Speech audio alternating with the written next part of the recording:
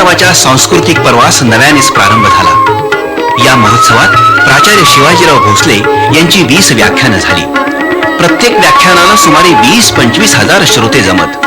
हे सगळं नवलपूर्ण होतं। महापुरुषांच्या जीवनाचे भाष्यकार आणि डॉक्टर बाबासाहेब आंबेडकर मराठवाडा विद्यापीठाचे विद्यार्थीप्रिय कुलगुरू असा पूर्वसंदर्भ लाभलेले एक प्रबोधनकार प्राचार्य भोसले अनेक विषयात रमले आणि रंगले सुद्धा। आजच्या व्याख्यानाचा विषय आहे विष्णुदास संत तुकाराम महाराज।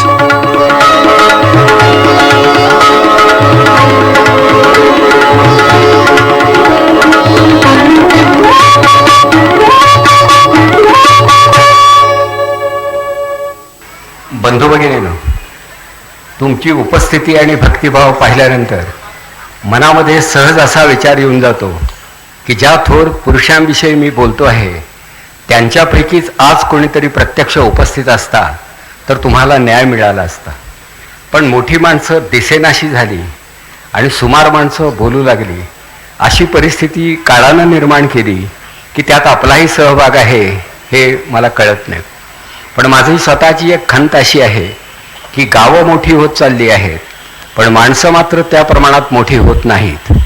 तुकाराम महाराजांचं देहूगाव लहान होतं, कदाचित तिथे नळाचं पाणी तेव्हा नसेल, आज ते गेलं असेल, पण तुकोबांची अभंगवाणी पुन्हा प्रकट होण्याची शक्यता मात्र नाही।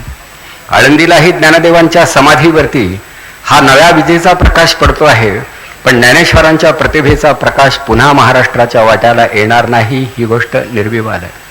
मी शेवटी इमारती मजलेदार होत आहेत, इमारतींना उंची प्राप्त होते आहे, पण राहणाऱ्यांनी आपली उंची गमावली आहे। तेव्हा राहणाऱ्यांना सुद्धा उंची प्राप्त व्हावी यासाठी उंच उंच व्यक्तींचं स्मरण आपण करतो आहोत। शेवटी आपणही आत्महितासाठी काहीतरी केलं पाहिजे यासाठी हा थाटलेला किंवा मांडलेला प्रपंच म्हणायचा। त्या ज्ञानेश्वरांनी तत्वज्ञानाचा एक भक्कम पाया या वारकरी धर्माला दिला। वारी ही ज्ञानेश्वरांच्या अगोदरही होती, किंबहुना कदाचित हा विठ्ठलाच्या उपासनेचा संप्रदाय हा विठ्ठला इतकाच पुरातन असण्याची शक्यता आहे। फक्त ज्ञानेश्वरांनी या उपासना संप्रदायाला एक वेगळ्या प्रकारचं ऐश्वर्य आणि आढळता प्राप्त करून दिली। आणि तुकाराम महाराज हे खरोखर भागवत धर्माचे कळस झाले असं म्हणतात। तुकाराम महाराज हे सामान्यापर्यंत जाऊन पोहोचले आणि ज्ञानोबा तुकाराम हा वारकऱ्यांचा मंत्र झाला। तर त्या तुकाराम महाराजांच्याविषयी थोडंफार बोलण्याची इच्छा आहे। मी तर देहूगावी वारंवार जाणार आहे। पुन्हा माझी एक दुसरी हळहळ अशी की माणसं आळंदीला जातात पण देहूला जात नाहीत। देहू आळंदीपासून दूर नाही, एवढ्या मोठ्या संख्येनं हजारो लोक आळंदीला जातात, तर शेजारी असणाऱ्या देहूला जावं असं त्यांच्यापैकी थोड्यांना सुद्धा वाटू नये याचं कारण मलाही उमगलं नाही। मी काही लोकांना विचारलं देखील की असं का घडतं, तर त्यावर त्यांनी एवढंच सांगितलं की तुकोबा हे सदेह वैकुंठाला गेले आहेत, त्यामुळे ते तिथे नाहीत, आणि ज्ञानेश्वरांनी संजीवन समाधी घेतली आहे त्यामुळे ते तिथे आहेत। आता हे स्पष्टीकरण तसं समाधान देणारं नाही, कारण महापुरुषांनी देहत्याग केला तरी आसवंत व्यापण्याची शक्ती त्यांच्या ठायी असते। माझी काया आणि वाणी गेली म्हणाला अंतःकरणे, परंतु मी आहे जगत जीवनी निरंतर, असं महात्म्यांचं आश्वासन असतं। तर तुकाराम महाराज कायमचे गेले अशी कायमची गैरसमजूत लोकांनी का आणि कशी करून घेतली, तर घेतली ही वस्तुस्थिती आहे। म्हणजे वारकरी धर्माच्या अध्ययनानं, चिंतनानं आणि पालनानं एवढी उदारता आपल्या जीवनात खरोखर यायला पाहिजे। तो भंडारा डोंगर, तो भावनाथ, ते देहूगाव, तो देऊळवाडा, या सगळ्या गोष्टी तेवढ्याच अगत्यपूर्वक अभ्यासाव्यात अशाच आहेत। आणि तुकाराम महाराजांचं वैशिष्ट्य असं की महाराज त्या परिसरात जन्मभर राहिले, क्वचित बाहेर पडले असतील। ज्ञानेश्वरांनी तीर्थयात्रा केली होती, नामदेवाने ती केली होती, परंतु तुकाराम महाराज आपल्या आयुष्यात फारसे फिरले नाहीत। म्हणजे कमीत कमी फिरणारा हा एकमेव संत मानावा लागेल, परंतु तो वैकुंठापर्यंत जाऊन पोहोचला। जो जागीच उभा राहिला तो थेट वैकुंठाला गेला, हे सुद्धा नवल म्हणायला हरकत नाही। त्या तुकाराम महाराजांचे एकूण चरित्र हे सर्वसामान्य माणसांना जवळचं वाटावं असं आहे। ज्ञानेश्वर हे एक विभूतिमत्व होतं, हा एक अवतार होता, हा लोकोत्तर पुरुष होता, पण तुकाराम महाराज हे तुमच्या माझ्यासारखे होते असं म्हणायला भरपूर जागा आहे।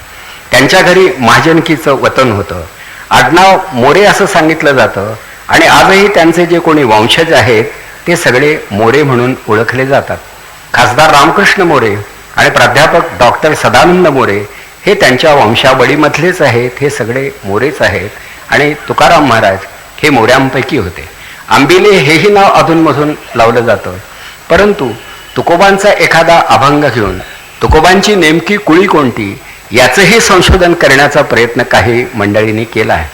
खरं ज्यांचं व्यक्तिमत्व विश्वात्मक होतं त्यांच्या नावागावाला, त्यांच्या आडनावाला, त्यांच्या जातीला तसा कसलाही अर्थ राहत नाही. जसं झाडाचं मूळ फार तर जागेवर राहत असेल, झाडाच्या फांद्या गगनाला भिडतात आणि झाडाची फळं जगभर प्रसृत होऊ शकतात, तसं महापुरुषांचं विचारधन हे दूरपर्यंत जातं. अशा स्थितीमध्ये त्याच्या कुळीचा शोध कशासाठी घ्यायचा? नदीचं मूळ आणि ऋषीचं कुळ शोधूनही सापडत नाही असं म्हणतात, पण तरीसुद्धा काही लोकांना वाटतं आपण शोधल्यानंतर ते सापडू शकेल. तर ही एक भावना आहे. त्या तुकाराम महाराज मोरे होते, आंबिले होते, पण त्यांचं घर हे सुविद्य असलं पाहिजे. घरात महाजनकीचं वतन होतं आणि संत वाङ्मयावरचे चांगले ग्रंथ त्यांच्या संग्रही होते. म्हणजे तुकाराम महाराजांनी लहानपणापासून काही वाचनही केलं होतं. त्या काळच्या रीतिरिवाजाला अनुसरून महाराजांची फार लवकर 2 लग्न झाली होती. मुलं मोकळी होती, पालकांना उद्योग नव्हता, मुलीही शेजारी होत्या, लग्न ठरत होती, ठरल्यानंतर होत होती. पत्रिका दाखवून ठरवणं, लांबणीवरती टाकणं, ठरल्यानंतर मोडणं आणि केल्यानंतर पुन्हा घटस्फोट घेणं हे प्रकार पूर्वी नव्हते. 2-3 लग्न झाली तरीसुद्धा या सर्वांना नांदवून घेण्याची त्या काळची क्षमता होती किंवा रीत होती. त्या तुकाराम महाराजांच्या वाट्याला खरं 2 विवाह यावेत हे सुद्धा एक नवल आहे, पण हा काही त्यांच्या इच्छेचा भाग नव्हता. हे वडीलधाऱ्यांचं कर्तृत्व होतं. मुलांचं मातेरे करण्याचे वडीलधाऱ्यांनी शोधून काढलेले आणि संशोधनपूर्वक सिद्ध केलेले हे अनादिकालापासून चालत आलेले हे मार्ग आहे की पिंपळाला पार बांधला आणि मुलाच्या गळ्यात बायको बांधली म्हणजे धोके संपतात आणि नवे धोके निर्माण होतात. ते घरात निर्माण होतात, म्हणजे बाहेर निर्माण होण्याच्या ऐवजी. तसं तुकाराम महाराजांच्या बाबतीत ते घडलं असावं. लहानपण त्यांचं अतिशय सुखात गेलं. आई वडिलांच्या छत्रछायेतच ते होते आणि घरामध्ये थोडी शेतीवाडी, वतनवाडी किंवा व्यापारही होता, एक दुकानही होतं. म्हणजे त्या काळी सांपत्तिक स्थिती चांगली असलेल्या कुटुंबामध्ये तुकाराम महाराजांचं बालपण गेलं. हे बालपण ही जीवनाची सकाळ, तिथे खेळांचा सुकाळ असं म्हटलं जातं.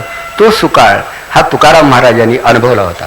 कारण त्यांच्या अनेक अभंगामध्ये खेळामधल्या काही कल्पना येऊन जातात. हुतुतू, हमामा हे शब्दसुद्धा येतात.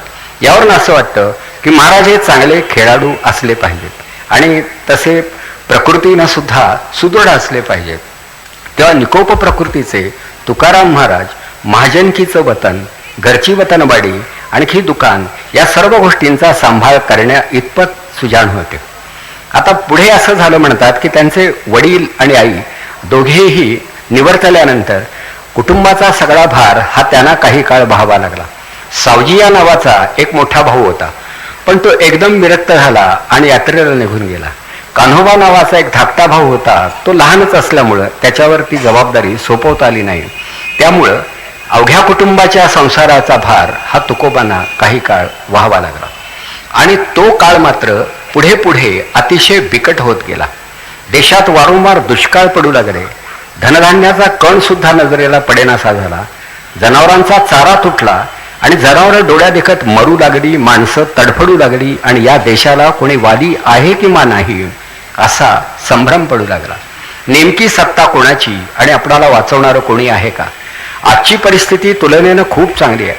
देशाच्या एका भागामध्ये एखादं दारुण संकट संभवलं तर मदतीचे हात अनेक प्रांतातून, अनेक राज्यातून पुढे येऊ शकतात. आता भारत हा एक संघ झाला आहे, जरी तो एकात्म झाला नसला तरी. तेव्हा आजची परिस्थिती आणि त्या काळची परिस्थिती यामध्ये फरक आहे. पूर्वी राजवटी अनेक होत्या, त्यामुळं आपल्या हद्दीबाहेर जाऊन कोणाला मदत करण्याइतपत उदारता कुठल्याही राजाच्या ठाई नव्हती. आणि तुकाराम महाराज ज्या कालखंडामध्ये होते त्या काळात खरोखरच सभोवतालचा सारा परिसर जो होता त्याचं सुख आणि दुःख अभ्यासणारी माणसं किंवा शासन हे तेवढं समर्थ नसावं. त्या तुकाराम महाराजांचं बालपण हे अशा रीतीनं जात असताना एकदम त्यांच्यावरती कुटुंबाचा भार पडला आई वडील गेले, वडील भाऊही गेला. आणि अशाही स्थितीमध्ये पुढे तर आणखीही दारुण संकट येऊ लागली. दुकानातल्या वस्तू संपल्या, देण्याघेण्याचे व्यवहार होते त्यात अपयश आलं. लोकांनी माल उचलला पण पैसे दिले नाहीत. म्हणजे शेवटी घरामध्ये काहीही राहिलं नाही. पैसा नाही, आणखी सोनं नाणं सोडूनच द्या, त्याचा उपयोगच नाही, धनधान्य नाही. हा संकट काळ जो होता तो डोळ्यादेखत अनेकांचा मृत्यू त्यांना दाखवणारा होता. अनेक आप्त आणि स्वकीय हे गतप्राण झाले होते. अशातच काही आजाराच्या साथी येऊन गेल्या आणि सगळीकडे एक प्रकारची भीषणता दिसू लागली आणि तुकोबा मनातून अत्यंत खिन्न झाले. लहानपणी ते फार भाविक होते असं नाही, पण आस्तिक मात्र होते. त्यांना आता कोडं पडलं की शेवटी या ब्रह्मांडाची विवंचना वाहणारा भगवंत तरी नेमकं काय करतो आहे. आपणच त्याला हे विचारलं पाहिजे की हे जगन्नायका, या जगामध्ये तू असताना हे दुष्काळ पडावे आणि इतकी मनुष्य हानी व्हावी आणि तू गप्प बसाबस, हे घडतं तरी कसं. तेव्हा हे देवालाच विचारलं पाहिजे. इतरांना विचारून या प्रश्नाचे उत्तर मिळणार नाही. म्हणून शेवटी तुकाराम महाराज हे भावनाथ आणि भंडारा या दोन्ही डोंगरावरती जाऊन बसू लागले. एकांतामध्ये चिंतन करू लागले की हे असं कशामुळे घडतं. कारणाशिवाय काही घडत नाही हे त्यांनाही माहीत होतं, पण इतकं भीषण काही घडावं याचं कारण तरी कोणतं, याचा विचार तुकाराम बाबा आपल्या मनाशी करू लागले. पण हा विचार करण्यासाठी ज्या ईश्वराच्या साक्षीनं हा विचार करायचा त्याचाच प्रथम शोध घेतला पाहिजे. कारण शेवटी मदतीची हाक त्याला द्यावी लागेल आणि मदतीचा हात त्याच्याकडून मिळेल. म्हणून देवाला शरण जावं असं तुकाराम महाराजांना वाटलं. आणि मग खरोखरच त्यांनी निर्वाण मांडलं आणि त्या डोंगरावरतीच ते राहू लागले. कोणी त्यांना गावात राहा म्हणण्याच्या मनस्थितीत नव्हतं, कारण त्यांच्या राहण्यामुळेही काही परिस्थितीत फरक पडत नव्हता. प्यायला पाणी नाही, खायला अन्न नाही. शेवटी आहे काय तर डोईवरचं आढळ, अंगणात मरायचं की घरात मरायचं एवढंच काय ते माणसाच्या हाती होतं. मरण हे अपरिहार्य होतं. त्या मरणापूर्वी जीवनाचा विचार करावा म्हणून ते घराबाहेर पडले, डोंगरावरती गेले आणि कित्येक दिवस त्या डोंगरावरतीच राहिले. तिथेही खायला काही नव्हतं.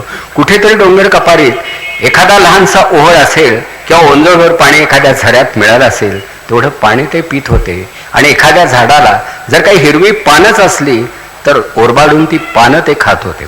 अशा अवस्थेत तुकाराम महाराजांनी काही काळ त्या डोंगरावरती साधन केलं.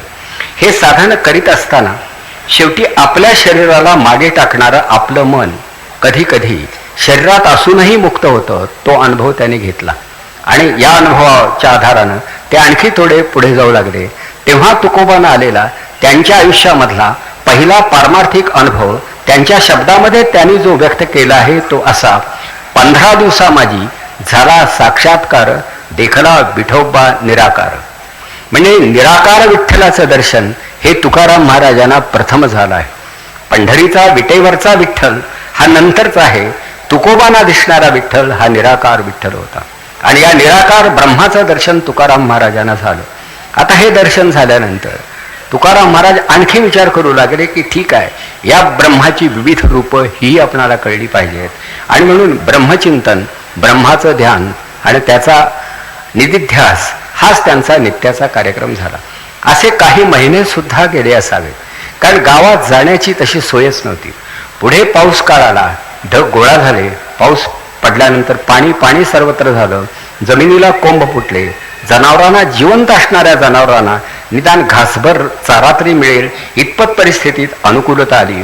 आणि मग ज्यांचा अंतर्याम पूर्णतया परिवर्तित झाला आहे, बदलला आहे आणि संपन्न झाला आहे, असे एक साक्षात्कारी पुरुष म्हणून तुकाराम महाराज हे आपल्या गावाच्या दिशेने गेले. मध्ये अर्थात नातेवाईकांनी त्यांच्याकडे किती लक्ष दिलं वगैरे याच्या कसल्याही नोंदी नाहीत. कारण नातेवाईक हे जर उपाशी असतील, तडफडत असतील, तर तुकाराम महाराजांचा विचार करण्याचं काहीही कारण नव्हतं. एखादी बोट बुडत असते, त्या बोटीमध्ये असणारी माणसं आपापला जीव कसा वाचवावा याचा विचार करतात. किती लोक वाचतील याचं गणित ते कधीही मांडत नाही. जो तो आपला जीव सांभाळतो तोच प्रकार तेव्हाही घडला असावा. त्या यावेळचं त्यांचं साधन हे विदेही दशेमधलं, की शरीरामध्ये कुडीमध्ये जीव आहे, परंतु कुडी तर गलित गात्र झाली आहे. अशा स्थितीमध्ये असेल तेवढं प्राण एकवटून, असेल तेवढा प्राण एकवटून ब्रह्मचिंतन करणारा हा एक योगीच होता. आणि तुकोबांनी ते योगसाधन त्या डोंगरावरती केलं. ते दोन्ही डोंगर तिथे आपणाला पाहायला मिळतील. अर्थात इथे कोणी त्याला मार्गदर्शक नव्हता, कोणी गुरु नव्हता, स्वतःच ते साधन करत होते. कुठेतरी एक शिवमंदिर होतं, त्या मंदिरामध्ये ते बसायचे आणि अगदी अखेरचा त्यांनी देवाला निरोप धाडला की नाहीतर मी शेवटी देहत्याग करणार आहे. मृत्यू मला दिसतो आहे, माझ्या डोळ्यादेखत लोक मेले आहेत, पण मला तुझी ही लीला उमगली पाहिजे की खरोखरच तू आहेस किंवा नाहीस, आणि असलास तर असं का वागतोस. हा विचार रामकृष्ण परमहंसांप्रमाणेच तुकाराम महाराज करीत होते. तुकाराम महाराज आणि रामकृष्ण परमहंस यांच्यामध्ये विलक्षण साम्य. परमेश्वराशी लढीवाळी करणारे हे दोन भक्त आहेत आणि जवळीक साधून अगदी शेवटी त्याच्याशी काहीतरी एक निकटचं नातं प्रस्थापित करण्यासाठी अत्यंत अधीर असणारे असे हे दोन भक्तियोगी होते. त्या तुकोबांचं हे साधन चालू होतं. आता हे साधन करण्यापूर्वी त्यांचं काही वाचनही झालेलं असणार हे उघड आहे. त्यांच्या घरी चांगले ग्रंथ होते. एक तर भागवत त्यांच्याकडे होतं, ज्ञानेश्वरी त्यांच्याकडे होती, उपनिषद त्यांच्याकडे होती. आणि आपल्या माहितीसाठी सांगतो की श्रीमद भगवद्गीतेचा तुकाराम महाराजांनी मंत्रगीता या नावाच्या एका मराठी रूपांतरात म्हणा किंवा अनुवादित स्वरूपामध्ये हा ग्रंथ प्रसिद्ध झाला आहे. म्हणजे मंत्रगीता हेच त्याचं नाव आहे. तेव्हा तुकोबांनी मंत्रगीतेचं लेखन केलं. ही अनुवाद गीता होती. म्हणजे भगवद्गीता ही ज्ञानेश्वरांनी वेगळ्या रूपात विस्तारानं अनुवादित केली आणि तुकाराम महाराजांनी तीच गीता मंत्रगीतेच्या स्वरूपामध्ये लिहून काढली. हे अभंग त्यांचे होते. आता इथे काही लोकांचा मतभेद आहे की तुकाराम महाराजांना एवढं संस्कृत समजत नसावं आणि त्यांनी केलेला तो अनुवाद नसावा. ज्या तुकाराम महाराजांनी कधीही न भंगणारे असे अनेक अभंग लिहिले, त्यांना हा अनुवाद करता आला नसेल हा शुद्ध तर्क आहे. आणि तर्क म्हणण्यापेक्षा हा कुतर्क आहे. कारण बरेच लोक त्याच्यावर विश्वास ठेवतात आणि ती मंत्रगीता ही मिळते.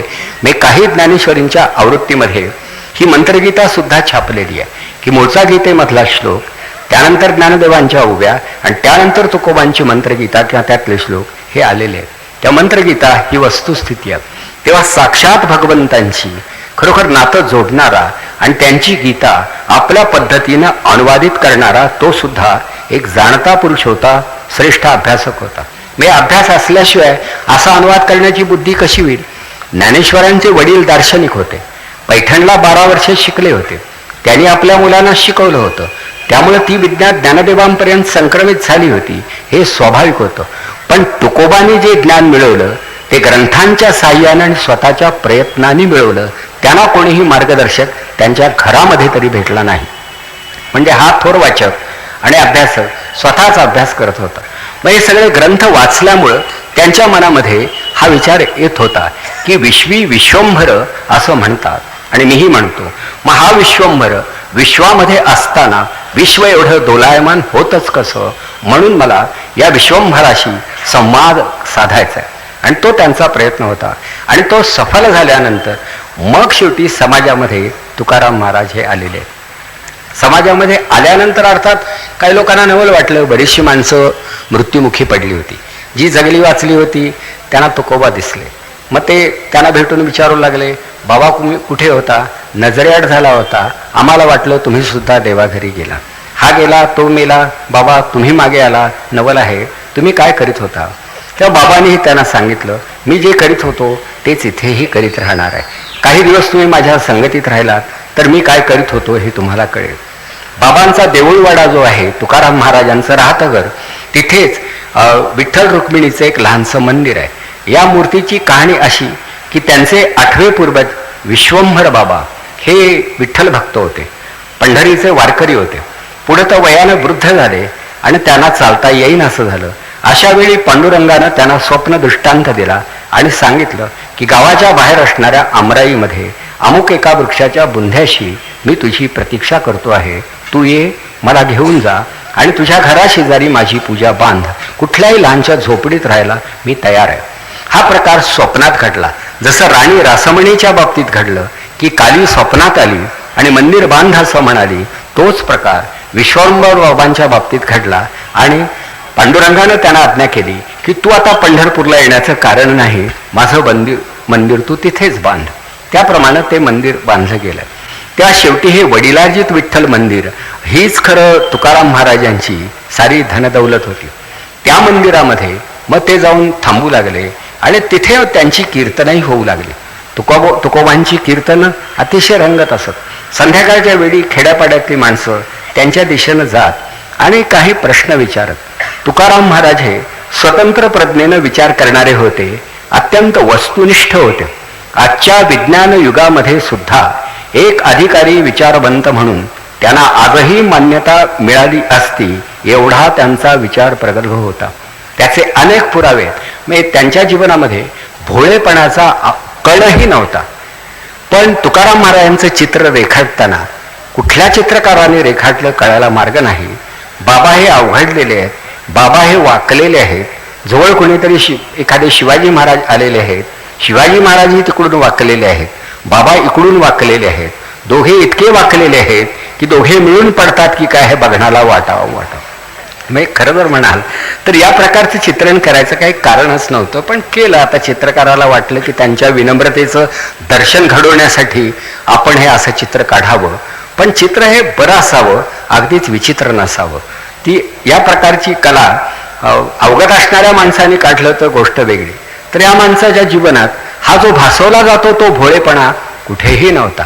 हा ईश्वरनिष्ठ होता. त्यानं निर्वाण मांडलं होतं, त्याला देवाचं दर्शन घडलं होतं, ते निराकार दर्शन होतं. नंतर तो सगुणाच्या दिशेनं गेला, कारण लोकांना निर्गुण पेळणार नाही. सगुण हेच खरं लोकांना प्रिय असणारं प्रभूचं रूप आहे. हा नंतरचा भाग आहे. पण तुकोबा भोळे भाबडे नव्हते, हे मी मुद्दाम वारकरी बंधूंच्या माहितीसाठी सांगतो. आता याचे पुरावे किती द्यायचे? त्यांचे अभंग आहेत. अहो, परमेश्वर हा जळी स्थळी काष्ठी पाषाणी जनी विजनी आसनी शयनी ध्यानी मनी स्वप्नी सर्वत्र असतो मान्य. परंतु सर्प विंचू नारायण परंतु वंदावे दुरून हेही संतांना खरं कळत होतं. असं ते शेवटी समतेच्या आणि अद्वैताच्या नावाखाली आपल्याला अपघात घडेल अशा पद्धतीनं ते जगत नव्हते.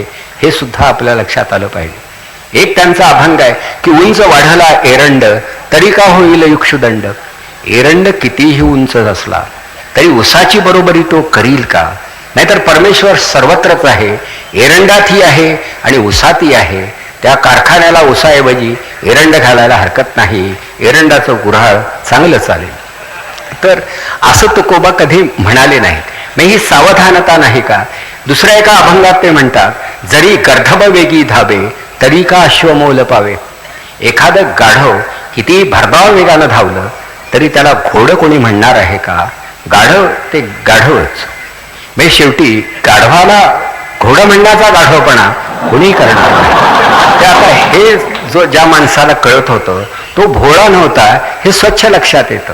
दुसऱ्या एका अभंगामध्ये ते सांगतात की शेवटी पृथ्वीची अपोटी हिरा गारगोटी डोहोशी संसाठी करू नये. दह्याची अंगी निघे ताक लोणी एका मोले दोन्ही मागू नये. म्हणजे शेवटी ताक आणि लोणी दोन्ही दह्यातून निघतात. दोघांचं जनकस्थान उगमस्थान एकच आहे. ही दोन्ही भावंडच आहेत. त्या दोघांचा भाव एक असं कधीही म्हणू नका. एका मोले दोन्ही मागू नये. म्हणजे इथे या माणसाची दक्षता सावधानता दिसते. ते जर भाबडे असते तर ताकाचा आणि लोण्याचा भाव आमच्याकडे एकच आहे. आता जी डेअरी पहिल्याच दिवशी बंद पाडायची असेल तिथं सर्व पदार्थांचे भाव एक ठेवायला काहीच हरकत नाही. म्हणजे तुकाराम महाराज हे वाणिज्य विद्येमध्ये पारंगत असले पाहिजे. हल्ली आम्ही कॉमर्स कॉलेजला वाणिज्य महाविद्यालय म्हणतो. वाणिज्य ही विद्या आहे, ही व्यापार विद्या आहे. त्या वाणिज्य विद्येचे जे अभ्यासक होते त्यांना काही वेळा लोक वाणी म्हणत, पण त्यामध्ये वाण्यापेक्षा वाणिज्य हा महत्वाचा व्यापार आहे. त्या वाणिज्य विद्येचे तुकाराम महाराज अभ्यासक होते म्हणून काही लोकांनी त्यांना वाणी म्हटलं. परंतु वाणी ही तशी जात नाही, तो व्यवसाय आहे. पण तेही लोकांना असं वाटलं एखाद्या गोष्टीला जातीचं रूप देता आलं आणि त्यामुळे जातीवर जाता आलं तर कशासाठी ही संधी दवडायची. म्हणून लगेच तुकोबांचा वाणी करून काही लोक मोकळे झाले. हा त्यांचा व्यापार होता आणि तोही अज्ञानाचाच होता.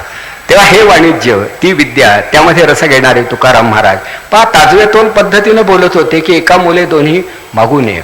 याचा अर्थ असा की प्रत्येक गोष्टीकडं त्यांचं तसं लक्ष होतं आणि तसे ते व्यवहारात कुठं चुकत नव्हते. एका अभंगात तुकाराम महाराज म्हणतात, कल्पना देतात की भिंतीवरती सूर्याचं चित्र काढू शकाल पण सूर्याचा प्रकाश आणू शकणार नाही. नाटकामध्ये सेनापतीचं काम करू शकाल पण सेनापतीचं शौर्य तुमच्या अंगी येऊ शकणार नाही. हे म्हणणारा माणूस हा दक्ष असल्याशिवाय ही विधानं करू शकेल का? सूर्य चंद्र तारे लिहितात भिंती, प्रकाशाचे अंग आणिता नाही. संन्यासाचे सोंग संपादिले सांग, वैराग्याचे अंग आणिता नाही. भगवी वस्त्र तुम्ही परिधान कराल पण म्हणून अंगामध्ये विरक्ती येईल असं चुकूनही मानू नका. एका अभंगात तुकाराम महाराज म्हणतात, वाईट वाटून घेऊ नका, नाही तर तुम्हाला वाटायचं आम्ही एवढी भगवी निशाणे इथं लावलीत आणि ते त्या दिशेनं का वळले, तर विवेकानंदांनी लावलेल्या या वर्णाचा अर्थ मी आपणाला अगोदरच सांगितला. पण त्या काळी काही बुवा असायचे, दुसऱ्याच्या खर्चानं चांगले कपडे घालायचे, तर ओळखू यावेत म्हणून आपला रंग दिलेला बरा असतो म्हणून तो त्याने दिलेला. काही गरीब माणसं तुकाराम महाराजांना वेळत की आमच्याकडे भगवी वस्त्र नाहीत, पताका नाहीत, आमच्याजवळ काही नाही बाबा, आता आम्ही कसा परमार्थ करायचा. त्यावेळी बाबा त्यांना सांगत होते, परमार्थामध्ये या रंगाला असं फारसं महत्त्व नाही, माणूस काय करतो याला महत्त्व आहे.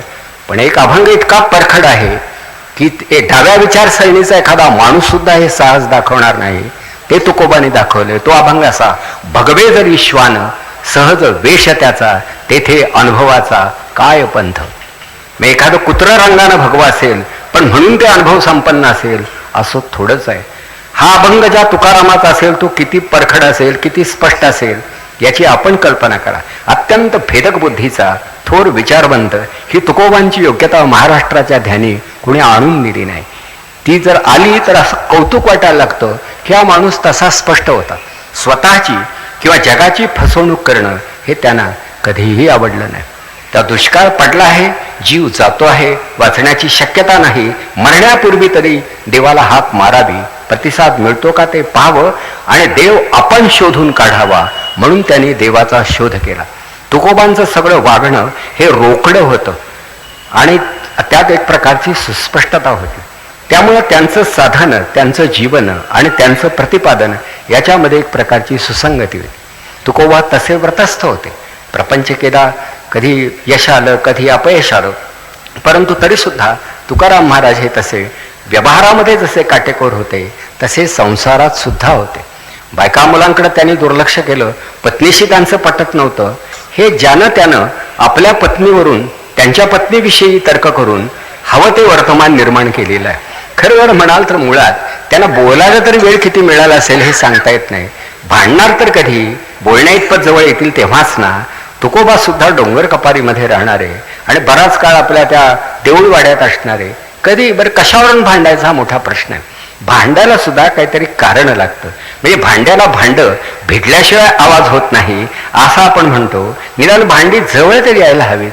तुकाराम महाराज काय रात्रंदिवस आपलं स्वयंपाकघरात आता तू काय करतेस, उपीट करतेस का शिरा करतेस हे करत काय बसले असतील का? आपण विचार करा. अहो, जगाच्या कल्याणासाठी प्रवृत्त झालेला हा संत, माणसं सारखी त्याच्याकडे येत होती, लोकांना दिलासा वाटत होता, आनंद होत होता, मनाला शांती मिळत होती आणि व्यथित मनांचं सांत्वन घडत होतं. त्या अशी माणसं भोवताली असताना त्या सगळ्यांना बाहेर बसवून, थांबा मी जरा मिसेसना भेटून येतो असं तुला कळलं का? तुकाराम महाराज म्हणाले असतील का? अहो, माणसं आली असताना त्यांना टाळून ते तिकडे कशाला जातील? बरं, ज्याच्या भोवती एवढे लोक जमा होतात त्या आपल्या पतीचा कुठल्याही पत्नीला अभिमान वाटेल, आजच्या, कालच्या आणि उद्याच्या सुद्धा. हे माहितीसाठी सांगतो. कारण बायकोला असं वाटतं ना आपला हा नवरा कुणीतरी विशेष योग्यतेचा पुरुष असावा, नाही तर त्यानं सारखं येऊन इथं बसावं आणि गाडग्या मडक्यामध्ये हात घालून यात काय आहे त्यात काय आहे ही असली फाजील चौकशी करावी अशी कुठल्याही पत्नीची पतीकडून अपेक्षा नसते. त्या तुकाराम महाराजांच्या बाबतीत सुद्धा तसं काही घडलं असेल असं मानायला जागा नाही. पण मंडळींनी काही कल्पना चित्र रेखाटली. तर हा थोर विचारवंत, हा एक साधक होता आणि हा एक समाज सुधारक सुद्धा होता. आता पहा की याच्या पुढं जग आणि माणूस यांच्या संबंधाविषयी शेवटी तुकाराम महाराजांनी केलेलं भाष्य सांगतो की विष्णुमय जग वैष्णवांचा धर्म, भेदाभेद भ्रम अमंगळ. की शेवटी हे सारं जग विष्णुमय आहे. विश्वी विश्वंभर हे जी वेदांताचे सार, जगी जगदीश वदती पुराणे सावकाश. परमेश्वर हा सर्वत्र आहे, म्हणजे तो सर्वात आहे आणि सर्वत्र आहे. मग हे जर सत्य असेल तर भेदाला जागा नाही. पुन्हा एकदा सांगतो की तुकोबा म्हणतात, विष्णुमय जग वैष्णवांचा धर्म, भेदाभेद भ्रम अमंगळ. तेव्हा तुकाराम महाराजांना जातीयता मान्य नव्हती. इतकंच नव्हे तर वर्ण व्यवस्था सुद्धा मान्य नव्हती. हे भेदाभेद येतातच कसे आणि येतात का आणि यावेत तरी का, असा विचार करणारा हा माणूस. आता याला समाज सुधारक म्हणायला काय हरकत आहे? भेदाभेद आम्ही निर्माण केले. आम्हाला उंचावर बसायचं होतं, काही लोकांना खाली ठेवायचं होतं, म्हणून आम्ही व्यवस्था केली. परंतु तुकाराम महाराजांना ही व्यवस्था मान्य नव्हती. आणि म्हणून त्यांचं चिंतन, त्यांचं साधन आणि त्यांचं प्रतिपादन हे असं समांतरपणे बरोबरीनं चाललेलं आहे. बऱ्याच वेळा माणसं काय करतात, बोलताना जगाच्या कल्याणाच्या गोष्टी सांगतात आणि प्रत्यक्ष वागताना मात्र ती अगदी नको त्या पद्धतीनं वागतात. तसं महाराजांचं नव्हतं. याउलट त्यांचा कटाक्ष होता की बोले तैसा चाले त्याची वंदावी पाऊले. ज्याच्या बोलण्यामध्ये आणि चालण्यामध्ये संगती असते, ज्याचं चालणं हे बोलण्याप्रमाणे असतं आणि ज्याचं बोलणं हे चालण्याप्रमाणे असतं, त्याला नमस्कार करावा, त्याची वंदावी पाऊले. कोणालाही नमस्कार करू नये. एवढी एक अट जरी आपण पाळली की बोले तैसा चाले त्याची वंदावी पाऊले, तर कोणालाही नमस्कार करण्याची आपली जी प्रथा आहे ना, तिला थोडा तरी संक्षेप मिळेल असं मला वाटतं. दिसला महाराज की घातलं लोटांगण, पण महाराज वागतात कसे, काय कल्पना आहे आपणाला? नमस्कार करून आपण मोकळे होतो. म्हणजे शेवटी नगरपालिकेला जसा कर दिला जातो तसं नमस्काराचा कर महाराजांच्या दरबारात चुकता केला जातो. पण महाराज हे योग्यतेचे नसतात. म्हणून तुकोबांना आपल्या व्यक्तिमत्वाचं स्तोम माजवणं हे तर आवडलं नाहीच, पण कोणीच कोणाला शेवटी आकारण महत्त्व देऊ नये असंही महाराजांना वाटत असेल. तर तुकोबा हे, आम्ही त्यांना महाराज म्हणतो, तुकाराम महाराज, पण ते स्वतःला तुका म्हणत. प्रत्येक अभंगामध्ये तुका म्हणे असं आहे. म्हणजे तुकाराम सुद्धा नाही, साधा तुका. शेवटी ते स्वतःला तुका म्हणत. आमच्या लेखी ते तुकाराम महाराज झाले. तुकाराम महाराज पोरवयाचे असताना कधी कधी शेतावर जात, मळ्यावर जात. आणखी त्यांच्या घरी जी जनावरं होती ते राखण्याचं कामही ते बालपणी करत होते. त्यावेळी संताजी जगनाडे या नावाचा तेली कुटुंबामधला एक समवयस्क मुलगा हा त्यांच्याबरोबर जात असे. पुढे संताजी महाराज म्हणून ज्यांना प्रसिद्धी मिळाली ते संताजी महाराज जगनाडे हे त्यांचे बालमित्र होते. दोघे बरोबर जायचे. तर संताजी महाराजांनी ज्या आठवणी सांगितल्या त्या अशा की आम्ही ही जनावरं चरणीला लावून कुठेतरी बसत असू सावलीमध्ये, आणि त्यावेळी तुकोबा हा मध्येच डोळे मिटून घेत असे, कशाचा तरी विचार करत असे. त्याच्या मुखातून एखादा उद्गार बाहेर पडत असे. तो ऐकल्यावर मला वाटत असे की हा लाख मोलाचा उद्गार आहे. आणि म्हणून या संताजी महाराजांनी तुकोबांच्या मुखातून बाहेर पडणारे उद्गार टिपले. आणि हे अभंग, या बऱ्याचशा अभंगांचं लेखन हे संताजी महाराजांनी केलं. जसं ज्ञानेश्वरांना सच्चिदानंद बाबांनी मदत केली, तसंच तुकाराम महाराजांना या संताजी महाराजांनी खूप मदत केली. तेही पुढे महाराज झाले. त्यांची पालखी आता पंढरपूरला जाते. पण हा तेली समाजातला, म्हणजे तुकाराम महाराज असं काय म्हणाले नाहीत की व तू कोण तेली आहेस तेव्हा तू नकोच माझ्याबरोबर. ह्या माणसाने एकमेकाच्या जातीची चौकशी कधी केलीच नाही. जवळीक साधायची, ती जीवे भावे साधावी, एवढंच त्यांना कळत होतं. आणि म्हणून तुकाराम हा नुसता एक विचारांचा झरा होता, वाहता प्रवाह होता. या झऱ्यावरून आठवलं, तुकाराम महाराज कधी रेफरन्स टू कॉन्टेक्स्ट या पद्धतीनं कधी बोलत नव्हते. आम्ही काय करतो, अमुक एका ग्रंथामध्ये सांगितलेलं आहे म्हणून हे असं आहे. तुकाराम महाराजांनी एका जीवन ग्रंथाखेरीज अन्य कुठल्याही ग्रंथाचा उल्लेख कुठेही केला नाही. म्हणून स्वतःविषयी ते म्हणतात, तुका म्हणे झरा मूळचाची आहे खरा. माझा प्रत्येक विचार माझ्या मनातून उत्स्फूर्तपणे प्रकट होत असतो. माझं मन हा जिवंत विचारांचा झरा आहे आणि हा झरा खरा आहे. बरीचशी जी सो कॉल्ड लर्नेड म्हणतात ना, त्या मंडळींना चारवून तरी दुसऱ्यांची वचनं दिल्याशिवाय चैन पडत नाही. ते अमकात तसं म्हणतो, म्हणजे बुवा हेरॉल्ड लॉस्कीनं असं म्हटलेलं आहे. अरे पण तुला माहिती आहे का तो कोण लास्की होता, तो कशाला त्याचं नाव घेतोस? पण कोटेशन दिल्याशिवाय विद्वत्ता सिद्ध होत नाही असं बऱ्याच लोकांना वाटतं. मी घरी जेवताना सुद्धा ज्वारीची भाकरीच खावी का, तर जवाहरलाल नेहरू लाहोर काँग्रेसच्या अधिवेशनामध्ये भाषण करताना मध्येच म्हणाले होते, खाऊनच खायची तर ज्वारीची भाकरी खावी. आता नेहरू कशाला म्हणतील? पण तरी सुद्धा काहीतरी आपले एक उतारा द्यावा आणि आपण कसे ज्ञानी आहोत हे लोकांना भासवावं, हा प्रकार आपल्याकडे खूप झाला. तुकोबांनी यातलं काहीच केलं नाही. जे काही होतं ते अनुभवाचा भाग म्हणूनच प्रकट होत होतं आणि म्हणून तुकोबा अत्यंत सुस्पष्ट होते. कुणीतरी त्यांना सांगितलं की शेवटी बाबा, आम्ही तर सामान्य माणसं आहोत आणि जगामध्ये मोठी गणली जाणारी अनेक माणसं आहेत, आम्ही त्यांची बरोबरी करू शकत नाही, पण मोठा माणूस तरी ओळखायचा कसा? तुम्ही म्हणता भगव्या रंगाला काही महत्त्व नाही, मग मोठी माणसं जाणायची कशी? वयानं मोठे ते मोठे, विचारानं मोठे ते मोठे, का आचरणानं समृद्ध संपन्न निर्मळ ते मोठे, जाणायचं कसं? त्यावर पुन्हा या प्रश्नांची उत्तरं देताना हे अभंग आकाराला आलेत हे लक्षात ठेवा. हे प्रश्नोपनिषद आहे. तुकाराम महाराज हे दिवाळी अंकामध्ये छापून आणण्यासाठी लेखन करत नव्हते, तर लोकांच्या जीवनामध्ये उद्भवणाऱ्या प्रश्नांची लोकांना त्यांनी दिलेली उत्तरं ही अभंग स्वरूपात प्रकट झालेली आहेत.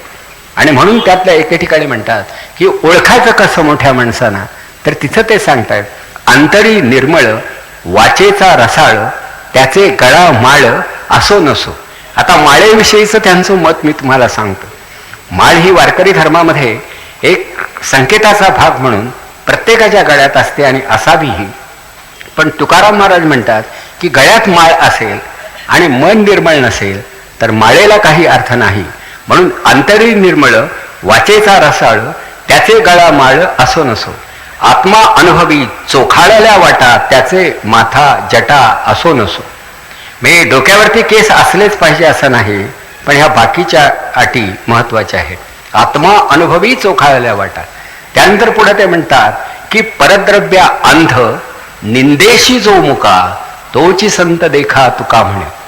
म्हणजे इतरांच्या पैशाकडे ज्याचं लक्ष नसतं आणि कोणाचीही जो कधी निंदा करत नाही त्याला भला माणूस म्हणायचं. आता आपण ही कसोटी स्वतःला लावून पाहावी घरी गेल्यानंतर, कोणालाही न सांगता. तर त्यातलं ठीक आहे, परद्रव्याकडे आपलं लक्ष राहणार नाही, कारण द्रव्य कोणी देणारच नाही तर लक्ष ठेवून फायदा काय. परंतु निंदेच्या बाबतीत आपण बेसुमार असतो असं मला वाटतं की दिवसाकाठी किमान 4-2 व्यक्तींची निंदा केल्याशिवाय आपल्याला झोपच लागू शकत नाही. काय असेल ते खरं, म्हणजे ही एक सवय आहे, हा रियाज आहे. म्हणजे याचा वस्तुपाठ लहानपणीच मिळालेला असतो की या जगामध्ये कमीत कमी 4-2 लोकांना तरी वाईट म्हटल्याशिवाय झोपी जाणं बरं दिसत नाही. आणि आपण किती निंदा करतो, म्हणजे व्यासपीठावरून केलेली निंदा, घरामध्ये एकांतात केलेली निंदा, चौकामध्ये केलेली निंदा, फलक लावून केलेली निंदा, बातम्या देऊन केलेली निंदा. निंदेच्या एवढ्या व्हरायटीज आहेत की आता त्यांची निंदा करणं अवघड आहे अशी परिस्थिती आहे. तेव्हा ही निंदा हे अधःपतनाचं लक्षण आहे असं तुकाराम महाराज म्हणे. आता एवढं बंधन जरी पाळलं, मला सांगा राजकारणामधल्या लोकांनी की काही निंदा करायची नाही, हा आमचा कार्यक्रम, हा आमचा पक्ष, हा आमचा मार्ग, तो तुमचा कार्यक्रम, तो तुमचा पक्ष, तुम्ही आमचे आम्ही तुमचे, काय हरकत आहे? भिन्न वाट्याने माणूस जाऊ शकतो. मी औरंगाबादला निघालो, तू सोलापूरला, ठीक आहे, माझी गाडी ही, तुझी गाडी ती, पुन्हा परत आपण भेटू. इतकं साक्षरतपणे जगामध्ये जगता आलं पाहिजे. पण तू सोलापूरला जातोस म्हणजे तुझा नाश होणार आणि मी औरंगाबादला जातो आहे तो माझा विनाश व्हावा म्हणतात. म्हणजे कळलं का? म्हणजे असला हा आमचा प्रकार आहे. तेव्हा असे मतभेद या पद्धतीने व्यक्त करायचे नसतात. म्हणून आपले विचार हे पारदर्शक आणि प्रांजल असले पाहिजेत असा आग्रह धरणारा तुकाराम हा विचारवंत म्हणूनच खरं अभ्यासला जायला हवा. आणि त्या दृष्टीनं जर आपण तुकाराम महाराजांचं सगळं साहित्य, अभंग साहित्य पाहिलं तर हे सहज लक्षात येतं की तुकाराम महाराज हे हरिभक्त होते, हे अगदीच खरं, पण सर्वसामान्य माणसाचे सुद्धा ते भक्त आणि हितचिंतकच होते. कारण शेवटी प्रत्येकाला ते मानत होते. त्या तुकाराम महाराजांनी समाजभर संचार केला नसेल, पण त्यांच्या भोवती, त्यांच्या परिसरामध्ये असंख्य माणसं नंतर नंतर येत होती, बाबांना भेटत होती, त्यांचा उपदेश घेत होती. आणि शेवटी तुकाराम महाराजांनी प्रत्येकाला हा रामकृष्ण हरी हा मंत्र दिला आहे. वारकरी धर्मामध्ये त्याला एक विलक्षण प्रतिष्ठा प्राप्त झाली आहे. वारकऱ्यांचा भागवत धर्मामधला मूळ जो मंत्र आहे तो ओम नमो भगवते वासुदेवाय असा आहे. कारण शेवटी हा वासुदेव संप्रदाय आहे, भागवत संप्रदाय आहे. परंतु हा पूर्ण मंत्र सामान्य माणसाला जपता येणार नाही, म्हणून राम कृष्ण हरी हा बाबाजी चैतन्याने स्वप्नामध्ये त्यांना दिलेला मंत्र हा तुकोबाने जगाला द्यायला सुरुवात केली. म्हणजे रामकृष्ण हरी या मंत्राला खरी प्रतिष्ठा प्राप्त झाली ती तुकाराम महाराजांच्यामुळे. म्हणजे रामाचं नाव घेतलं जात होतं, कृष्णाचं नाव घेणारेही लोक होते, हरीचा नावाचा जप करणारेही लोक होते, किंवा हरे राम राम राम हरे हरे हा मंत्र तर नारदांनी सांगितलेला आहे. म्हणजे आपल्याकडे अनेक मंत्र आहेत, पण रामकृष्ण हरी हा मंत्र मात्र प्रथम तुकोबांच्या मुखातून बाहेर पडला आणि आज तो प्रत्येक वारकऱ्याच्या अंतःकरणात आणि त्याच्या जिव्हाग्रावरती नांदतोय. पण हे स्फुरण तरी कसं घडलं, तर हे हरिभक्तीमुळंच, की त्याला बाबाजी चैतन्याने स्वप्नामध्ये त्यांना सांगितलं की हा मंत्र आणि ही माळेची खूण एवढी लक्षात ठेव वगैरे.